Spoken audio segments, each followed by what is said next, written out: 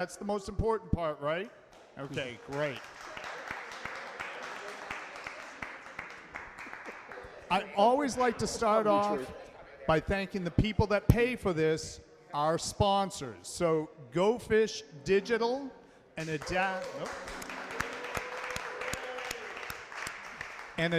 Partners.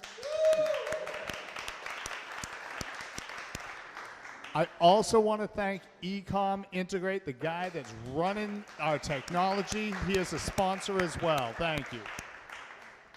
Hey, I also want to take a moment and say thank you to people who help with all of this. J.R. Oaks has been extremely instrumental in all sorts of parts of this, and we want to thank him. Okay, I'll throw a shout out to Patrick Stocks and move on since some people find this funny. Thank you.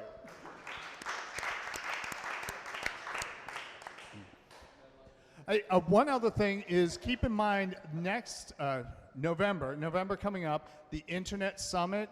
We are sponsors. Beer and SEO is a sponsor of that event, and because of that, we have a $50 discount code for anybody who purchases online. So please keep that in mind. It is RTP SEO. You guys will probably see a lot of social media about that pretty soon. So, just keep that in mind for buying individual tickets or whether your company is, whatever the case may be.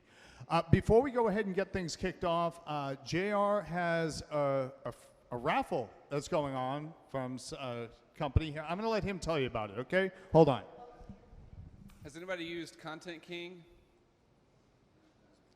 Good, bad? No, I'm just playing. So Content King is sponsoring a giveaway today where they're giving away 3 months of their service and up to, I think it's like 100,000 pages or something like that, an $800 value. How we use Content King at our work is it makes it really easy for us to monitor tens of thousands of pages, and when there's development changes, I know within seconds if there are breaking changes across an entire site, or if somebody updates the robots.txt tag, or somebody no indexes an entire section of the site. I know about that stuff immediately, and those types of changes can cost hundreds of thousands of dollars, especially for enterprise type clients, while Google indexes the issue and then recovers from the issue. So it's been something that's saved us a lot of time and effort at Adapt. So it's a great tool, and if you want to test it out, there's no better time. If you brought someone with you tonight, see Patrick, and he's going to put you in a list, and we're going to do just a random drawing at the end of tonight, and then whoever wins that drawing will get a 3-month subscription worth $850, I believe, to Content King. So it's well worth it.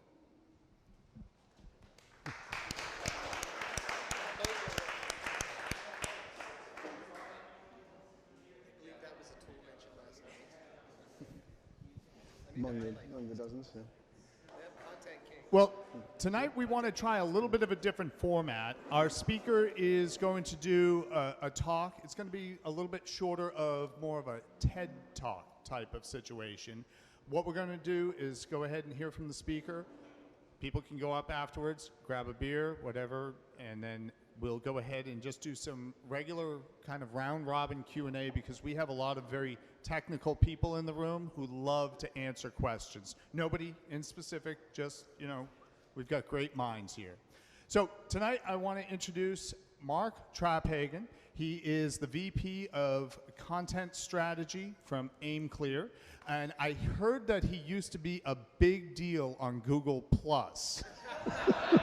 Okay, so without any further ado, I figured we'd just let things kick off. Here you go, Mark. Thank you. Thank you, man. Thanks very much. Thank you. Thank you. Thanks for having me. I can't get introduced anywhere without somebody having to mention that I was a big deal on Google+. But I'm evidence that you can be a big deal on Google+ and still be alive years later, so even though that's dead. Yeah, I got into Google+ early on when I was working at what was then Verante in Morrisville agency, which is now Hive, a digital marketing agency. Jake Bohall from there spoke last night at the Raleigh SEO meetup. And I just happened to know some people at Google, got in day one, and everybody in the SEO community at the time, if you were around back then, assumed like, this is Google's social network, it's gonna affect Google search. That was like the basic assumption. And from day one, I was in there testing, trying to prove like, does it really? No, it didn't.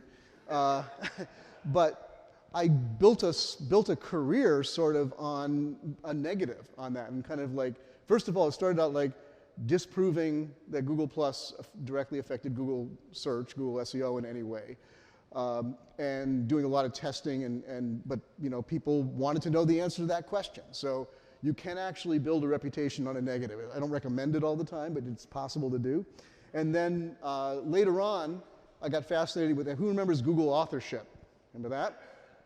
Okay, yep. So, you know, whatever, what is it, Google last week announced the whole thing with changing now how rel nofollow works and adding new schema tags in on that. So maybe I'll become an expert at that so that when that goes away in 2 years, you know, I'll have another thing out of it. But yeah, you know, authorship was a big thing. Again, everybody's convinced it's got to affect SEO, it's got to affect your rankings, like that.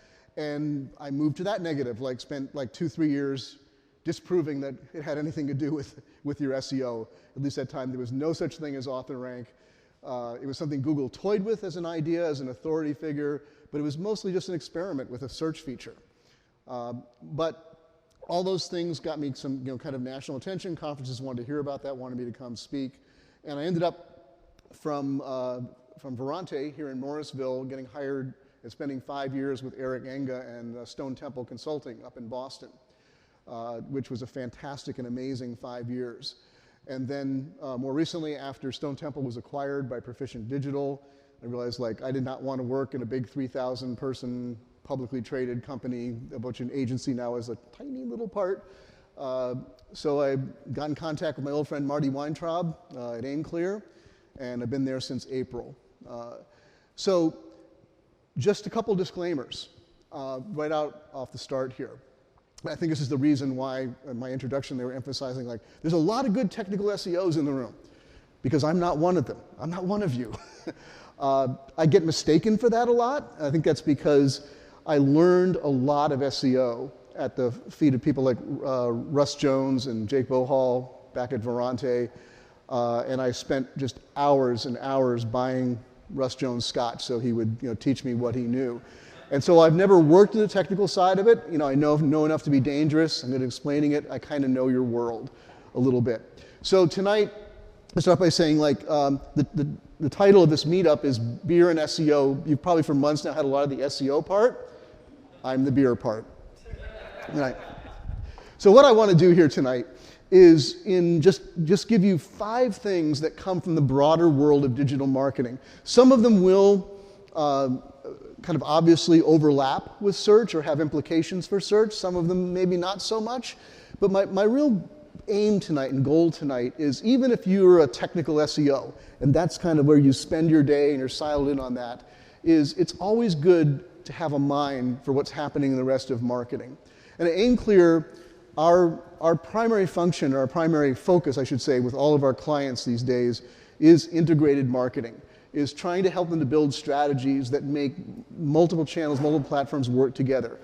Integrated marketing is one of those mushy terms that kind of means whatever you want it to mean, but essentially means where you're not just working in one silo. You're combining at least 2 things that seem different, or 2 different parts of marketing, 2 different channels or methods or whatever it is, 2 or more, a multiple, and making them work together in some way that the synergy produces something bigger than you would have by just staying siloed. So I'm going to give you 5 things, and maybe 1 or 2 of them is something that you want to try out or you want to recommend to somebody else. That's great. But my main aim here tonight is to help us break out of our boxes, maybe think a little bit more broadly. Even if you're a technical SEO and that's primarily what you do, how could you be more integrated? How could you be more working with your other people in your organization or other people you know who do something else, who do, you know, paid search or paid social, or do organic social media, or primarily content people, or whatever it might be? How could you work together with them to produce greater results? So I'm going to go through 5 things here. They're very different. At the end, I'm going to give you a URL if you want to write that down. It's a short URL, easy to write down and remember, that leads to a blog post that my boss, Marty Weintraub, wrote that has 12 more of these. If you like any of these and you want more, that's where you can get them. So be ready for that. All right, number one. Number one. This, of course, worked when we tested it. Is that? There we go. Okay. So driving brand search intent with paid site links.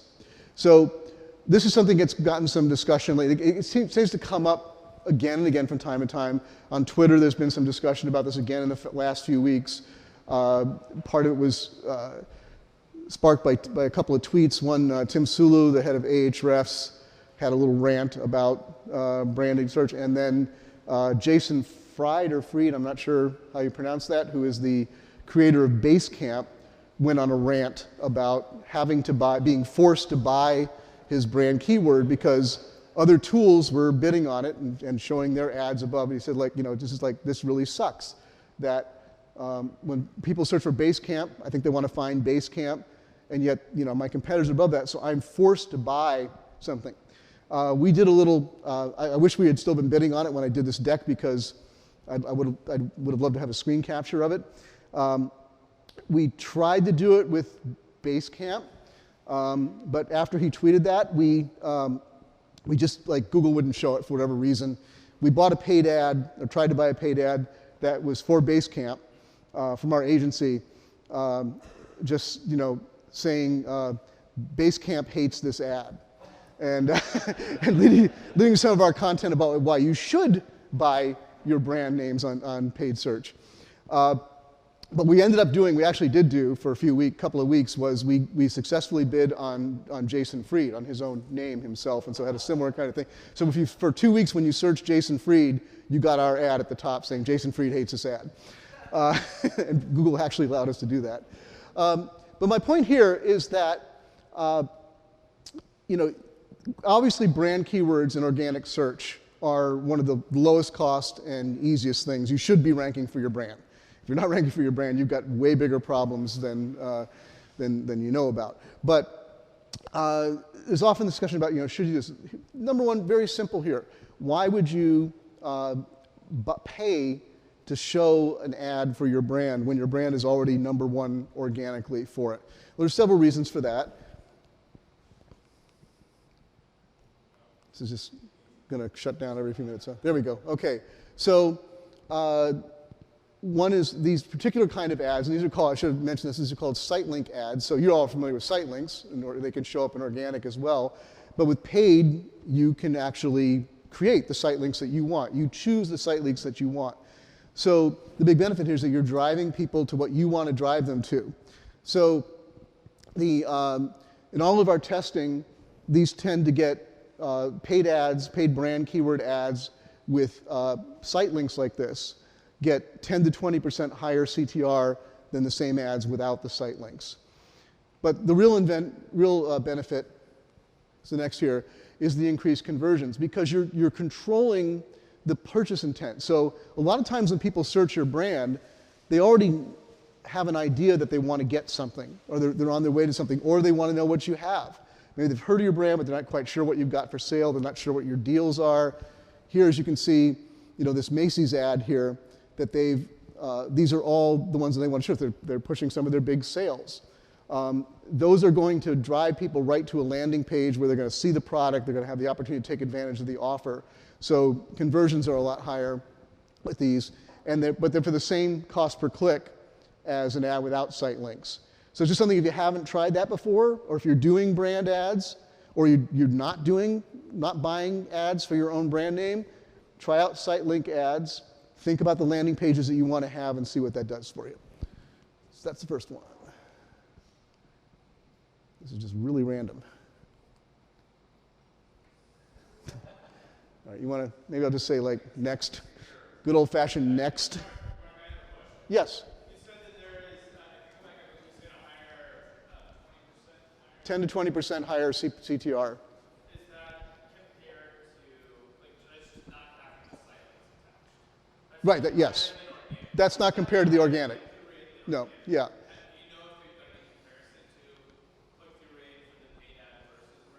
We have not looked at that, but, and the first thing we'll admit is like, people worry about, well, the paid ads are going to cannibalize the organic result. Yeah, they're going to. Like, more people are likely going to click on that because it's at the very top than on the than on your organic result, maybe. But my thesis here is that it's wrong thinking to think that that's a bad thing, because again, with the site links, the paid site links, you're controlling the intent. You're controlling, and you're able to present to them where you want them to go. Whereas your brand ad would probably take them to the home page, which is fine, which is great, but then it's up to the user then to explore further and get to where you want them to go. So that would be the main advantage. And that, thanks, Jake. Any other questions on that? We can come back to it. What businesses are doing like ads for Macy's? Like who else has an ad that comes up? So you can, For Macy's. yeah, yeah. In this case, when I did that search to bring up that example, there wasn't anybody showing for Macy's other than Macy's. But you can bid for. Yeah, this is not going to work. Okay, you can bid for other people's brand names, which is something that's the main thing that people complain about, right? The whole blow up again with Jason Fried from Basecamp was my competitors shouldn't be able to put their name above my name. So you can do it. The differences are like there's certain things that are protected, like your trademarks, other than your brand name, like intellectual property, things like that. So you can put, one of the things that we do, like when we do these ads for our clients is we'll often, put those kind of things in there, those identifiers, copyrighted phrases and things like that, trademarks that your competitors can't use in their ads, just to further emphasize like this is the real thing. Well, I actually had to have cease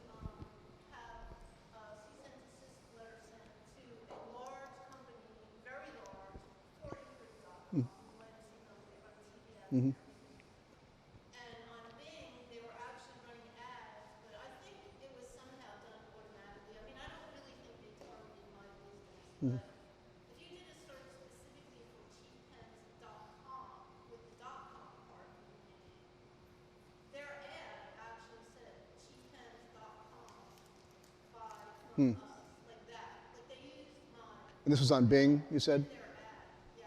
Yeah, I'm not 100% sure on all the restrictions on that. Maybe Bing allows a little bit more than Google does. Or, And it was like a trademark infringement, like you're really not allowed, like if they yeah, said cheap pens but without the .com part, like that. yeah, it's fine, right? Yeah, yeah. So that's what I'm saying is like if you have that should be the way it is. If you have a particular trademark, then that's protected, and you can use that, and nobody else can use that. But your brand name is basic brand name. The search engines don't consider that to be protected. That's fair game. Right, And, so you're saying somebody should put an ad that says Macy's.com, like in their well, I don't know that Google would allow that. Yeah, because that's a little different. They can say, but Bing and yeah, Bing would not yeah. take the ad. But most of them, and in most cases, like you have to be very careful about those. Those will usually be disallowed. So what you're going to see, you're not going to see like the Basecamp ad, the competitor. I can't remember who they were right now, but it's somebody who makes a similar software to Basecamp. Their ad didn't say Basecamp in it. It just was. It was an ad for their product. They were bidding on the keyword Basecamp, but they weren't showing Basecamp in their ad. So there's severe issues like that. Like we tried that one ad. We tried to put Basecamp in, and Google never showed it. It just never showed up. It didn't get disallowed, which is funny, but it just never showed up. But Jason Fried, we had his name in the ad, and it showed up. So it's kind of unpredictable. But you can definitely buy your own and use your own name in your own ad. Okay. All right, thank you. So the second one is this is a simple one, but we've done some pretty exciting testing on this. And this is one that definitely comes over into driving, using paid to drive organic SEO. Or these don't even have to be paid campaigns necessarily, but they're most effective if they're paid. So this is simply adding your brand name and your keyword to your creative on display ads or display anything that you're doing. So It's very simple, but a lot of brands don't do it. So like this example for LL Bean here, this is a photo from an ad. Obviously, the brand term is there, the brand name is there, and the keyword that they want you to be looking for is there. So the intent of this kind of ads is not only to get you, hopefully, obviously with any ad, you want somebody to click on that ad and go right to the fall fleece sale. But it's also to do this in a concentrated and saturated way with a target market to see if you can actually drive organic search for that term on this. So we've had a suspicion for years that worked. We had anecdotal evidence that worked. But we decided earlier this year to try to do as scientific as we could a testing of that. So we worked with some data scientists. We devised a rather advanced, sophisticated method because we needed to have similar markets where we could run non-branded ads, so just our regular ads would just have an image on it, versus ads, both videos and visual ads, image ads, that had the brand name and a keyword search term on the ad, visible on the ad image or in the video. The video prominently featured those things. And then we established statistically equivalent markets.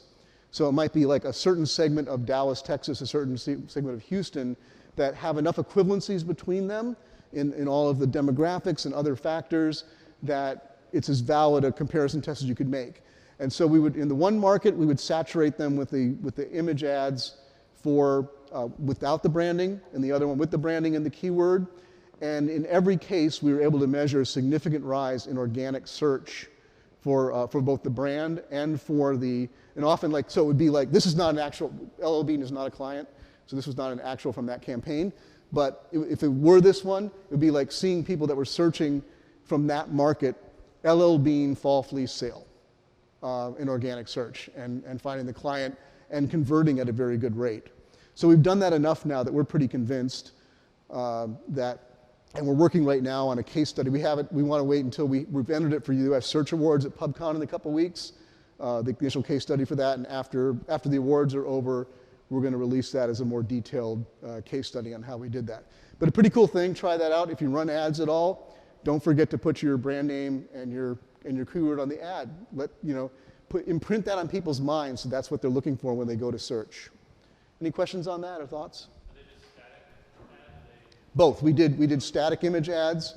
The question was, were these just static image ads? So we did static image ads and videos. Actually, we did a lot with video. The video test was the most successful, by the way, in terms of ROI. On a measured ROI, the video ads were most successful. And the branding in the video is where, like, full time? Yeah, these are like short little videos. They're not full blown ads like that. They're like impression type of things. Like might be 10 seconds showing a bunch of hunky guys wearing fleece sweaters, and but with the with the brand name and the keyword text on the video the whole time. Yes. Would you say that it works well for well-established brands, but what about very small brands? I mean, the same strategy. I'm glad you asked that. That's an excellent question, because the brand that we did the study with was unknown in the marketplaces, virtually unknown in the marketplaces where they were going. They're an upstart in a very competitive space, and I'll just say it's travel, and very, very competitive space where there's huge names that are already known, that are household words that people normally go to. And so the fact that we could apparently drive organic search, where people actually were searching for this brand that they didn't know before, and it was in areas where we could say, like, it's very likely, because we saturated in very concentrated areas, that they were doing this because they'd seen these ads. So the name was in their thing. Great question, thank you. Anything else on that before we move on? Yes? So when you selected the site links for that brand, did you go based on common paths or based on marketing priorities? Okay, you're talking back to the site link ads? Correct. Okay. That varies with the client and the goals like that. It's often, we'd like, as an agency, we'd like to be directing that more. It's more typically when, as soon as you teach a client this can be done or how to do this, they're going to get involved. They're going to, they're telling, so 90% of the time it's like, oh, we want this feature, we want that feature, this is our current sales. But it's okay. It's like, the main thing is they're typically, this is going to be, especially for an e-com site, these are going to be the typical kind of thing. It's going to be pushing their sales or whatever their big items are, because that's what consumers are going to go for, right? So we would like to do a little bit more science in what we put in there. We try to do that a little bit, like we try to do some comparisons and like try to figure out what, which of those is actually driving traffic and converting and things like that, and should we do a little bit more of that. If you have a client that's really willing to experiment, you can probably do more with that. All right, so next one is, this is like really off the beaten path because it's not about an actual marketing technique, but one of the things that we really do a lot of is brainstorming with the nerds, the data geeks. When we have a client and we're working on like, you know, what are the ideas that we want to generate for them? What are the campaigns that we want to generate? What do we want to emphasize? A lot of times bringing those people into the room, they'll come up with some pretty cool ideas that we might not have thought of ourselves, and we wouldn't have thought of because we wouldn't even know you could do that sort of thing. So I got a couple examples here. These are actual things that we did with our agency and that our data science people came up with. Like they were in the room and they said, hey, you could do this. So we were doing campaigns for a nasal decongestant product, and the guy, you know, our data guy said, you know, hey, you could scrape information on pollen counts, like how's the pollen count going by regions, and then mash that up with the historical consumption of nasal decongestants in those areas. Take those two pieces of data and try to predict when there's regions of the country that are going to have certain times of the year when everybody's going to be going crazy to buy nasal decongestants, and then design your campaign timings around that, your bidding strategies, everything else around that. Pretty simple one. Just a huge suggestion I have, like if you're independent or you're a small company, like make friends with the data people, make friends with data geeks, and bounce ideas off of them and say, you know, hey, we're trying to sell this, what can we do? Here's another cool one that we did. We had a client whose one of their products actually was affected, like we could see this over time, that it was something that people were going to search for a lot more, looking for, want, when they were under a severe weather condition, okay? So I got this idea, like there's this free data from the government. You can tell when something's coming. It made sense for us, for that client, on the paid ad side, to increase bidding in that area at that time when this is happening. But we found a way to automate it and tested it, and it worked. It was working like crazy. So set it and forget it. Like the machine knows when, you know, the weather predictions are going up toward a severe situation. Increase the bids, show more ads, get it out there, sell more product. Crazy little things like that. We would have never thought about it, but having the data geek in the room brought that forth. And you could apply that probably in a lot of different ways. It doesn't have to be data geeks. Like get other kinds of creative people, get other kinds of people. When I was at Stone Temple, Eric was great for just he'd bring the accountants in, our accounting staff in on certain brainstorming sessions or campaigns, just to get a perspective of a very different kind of person. And I'm not talking, it didn't have to be like a financial product that we were talking about. It's just like get other people in the room and maybe they'll come up with things and ideas that you didn't think of. Okay, increase email opens with targeted pre-send campaigns. I love this one. We've had so much success with this. So if you're working with email campaigns at all, I don't know why more people don't do this. This is just crazy stuff. It works so good. So you've got your email list. In most cases these days, you can upload an email list to a lot of the social networks as a targeted list. So upload your email list, target that, and a few days, a week, whatever you feel is right, test different things. Before your email campaign goes out, your email send goes out, target ads to those people that soften them up for it, that get them hot for it, that tease it. Like, you got to open, email's coming on Thursday, open it because, it's going to be, you're not going to believe the savings you're going to have, whatever it is, whatever the news is in that newsletter. And, oh my God, like open rates go up fantastic with this. Super simple little thing, easy to do, but people are ready for the email. They're looking for it when it comes. They open it because they've already been prepared for it. And my last one, and this is just a little personal one. If you're looking to build a personal brand, or if you're working for a bigger company that you've got, you want to get your CEO more connected and known, You want to be able to generate leads. You're running your own business. You want to generate leads. This is one, my boss Marty's been doing this for years. He actually has some automated ways of doing it that maybe not kosher LinkedIn, but you can do it manually too, and do it with ways that stay within all the guidelines. But what you're doing here is to visit targeted LinkedIn profiles, especially to leave your stamp behind. I'll describe what that means in just a moment. So here's the step for that. So first of all, like, we recommend using LinkedIn Sales Navigator. If you're serious about using LinkedIn, especially to make connections, to try to generate leads, to try to find prospects, make connections that are going to be valuable for you for your business. When they eliminated advanced search from LinkedIn, all that technology went into Sales Navigator. And if you're like a LinkedIn Pro member, look at Sales Navigator. It's not, it's like, I think it's like $79 a month, but it includes everything, pretty much everything that you would use with LinkedIn Pro. You get, plus you get all these abilities to search on things that no other LinkedIn users can search for. So you can use that to build, that's kind of an intermediate step, but you can use that to build these targeted lists of the people that you want to be connected with, that you might be able to develop relationships with, that are going to be interested in what you do, that sort of thing. So that's the first step, is build those lists. And then, very important, go into your settings for yourself or for the person that you're trying to do this for. Make sure that their name, their photo, and the headline of their profile, and you should have a well-optimized headline that really sells who you are, what you do, is visible to the public. Not everybody has that. Just make sure it's visible, because this won't work if you don't do that. Then you can visit up to 500 profile targets a day. You're just visiting. All you're doing, this is where you might suspect that Marty brings in the automation. We don't have some intern in the back room 500 days a day.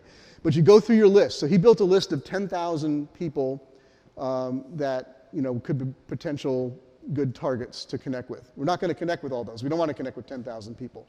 But that's the base list. And then just churning through all these people a day, and all you're doing is visiting. So why would you do that? Just visit their profile. Well, because in testing we found that about 5% of those people will visit your profile back. They're people who are active LinkedIn users, and they get the notification. It says, Marty Weintraub visited my profile. Oh, who's Marty Weintraub? Why did he visit my profile? Why is he interested in me? So they'll go look at Marty's profile. And then a certain percentage of those will follow back, or we'll send a connect. And that's what you want. You want them to connect to you because they saw your interest in them, and it's made them curious. It's made them think, like, there may be something to this person that I want to connect with. And then, please. I'll put you in contact with Marty. I'm going to tell you that. Yeah, he found some people that can help him do that. So, yes.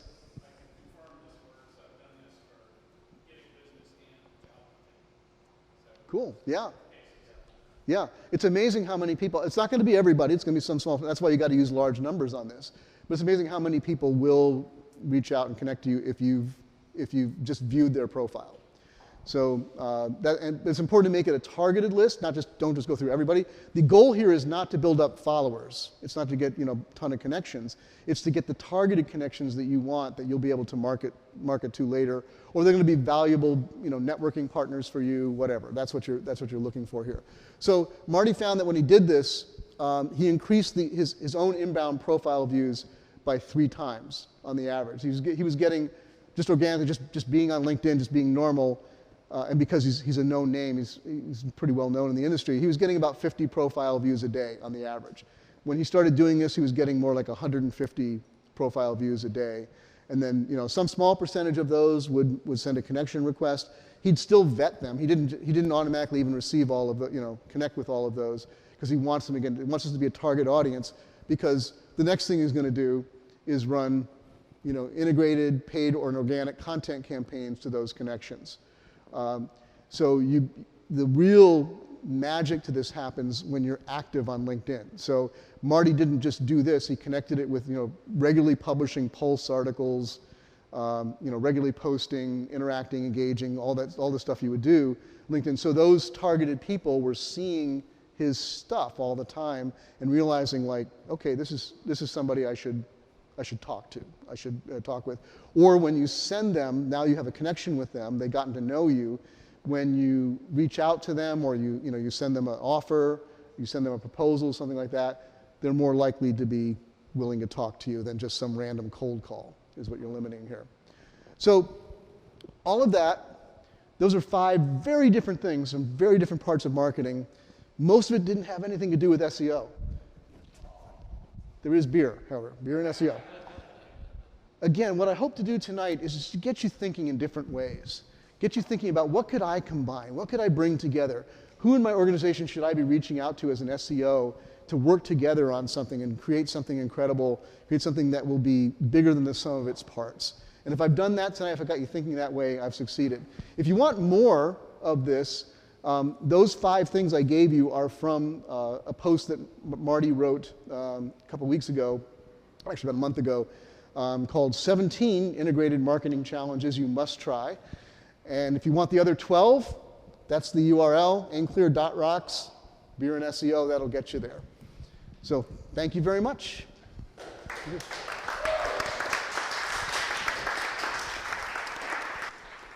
Look at that, using our brand. We really appreciate that. Thank you very much.